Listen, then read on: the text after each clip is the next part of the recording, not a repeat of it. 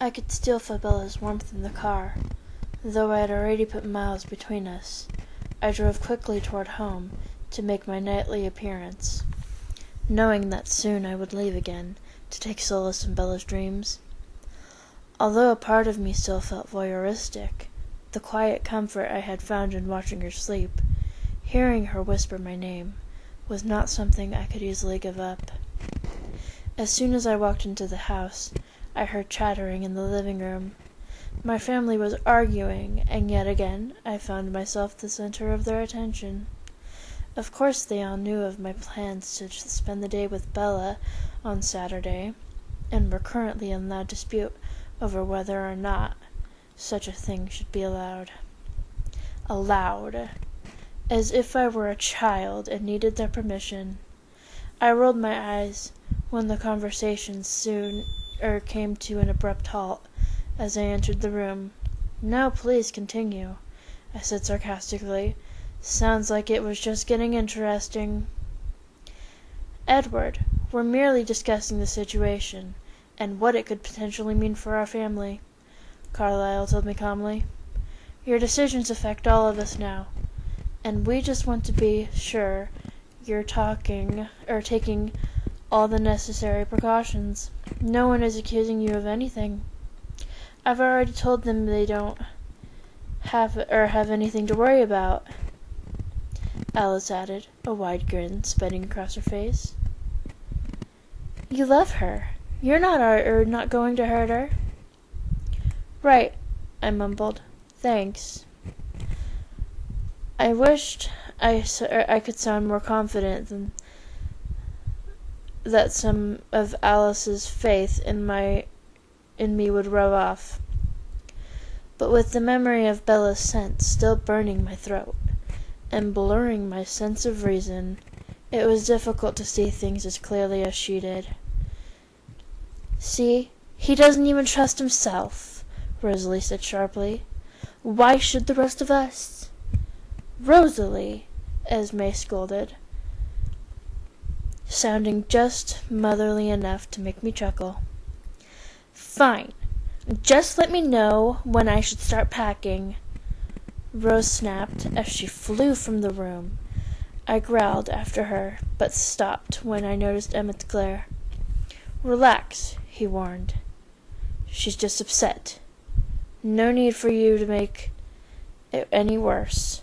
Speaking of which, are you sure this little date alone with Bella is such a good idea? Why put yourself in that position? I mean, is it really worth it, making yourself go through all that?"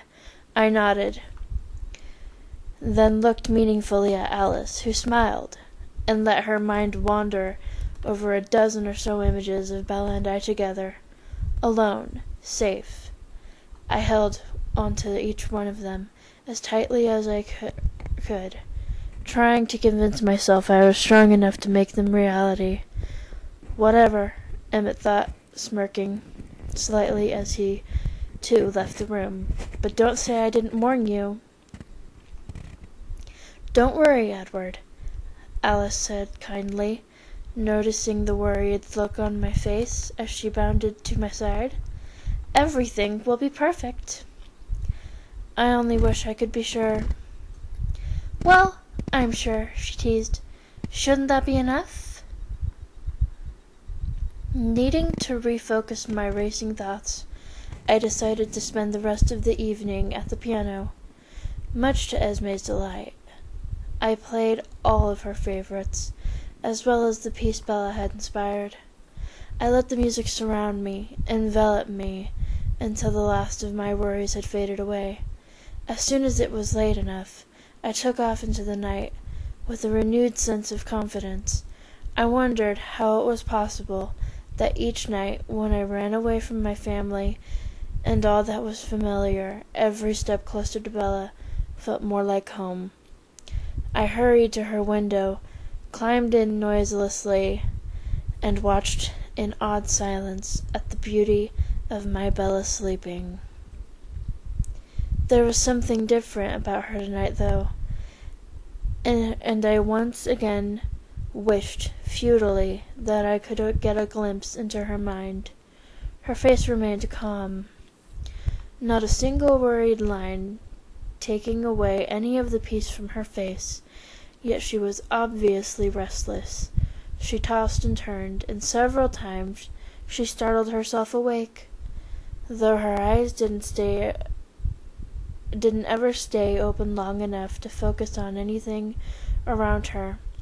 In perfect stillness, I kept a careful distance until she fell into a deeper dream-filled sleep.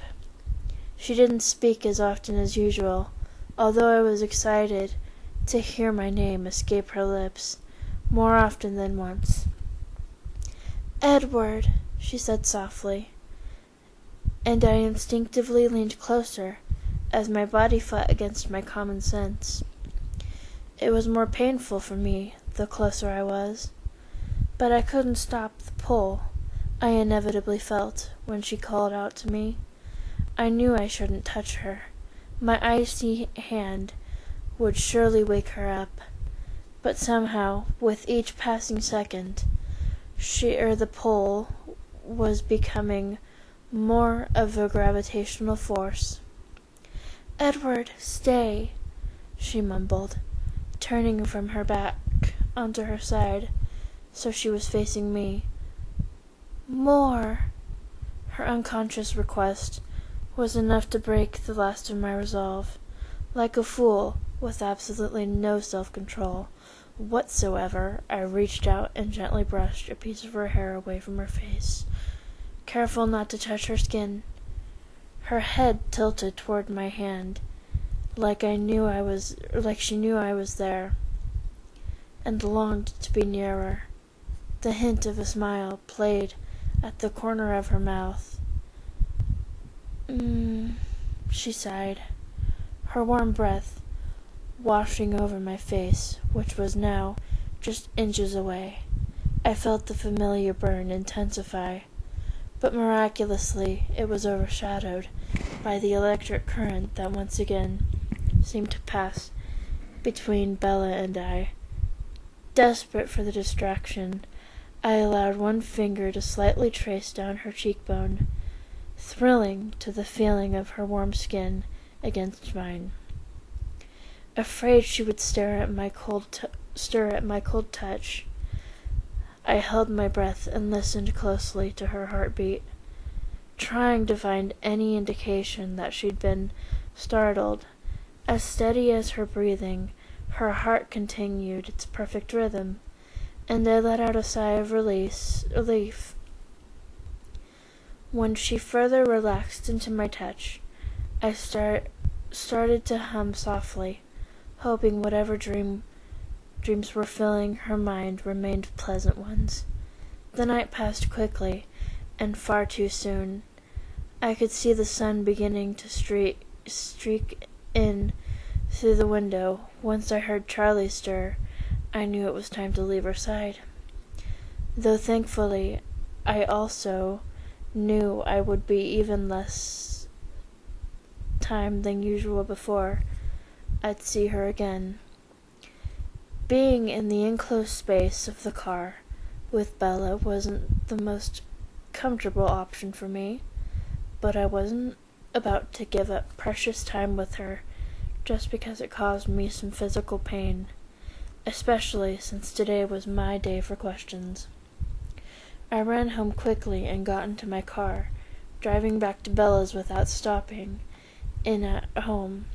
I didn't particularly feel in the mood to hear any more of Rosalie's criticism, and I definitely didn't have time to calm myself down again with music if I was going to make it back to Bella on time.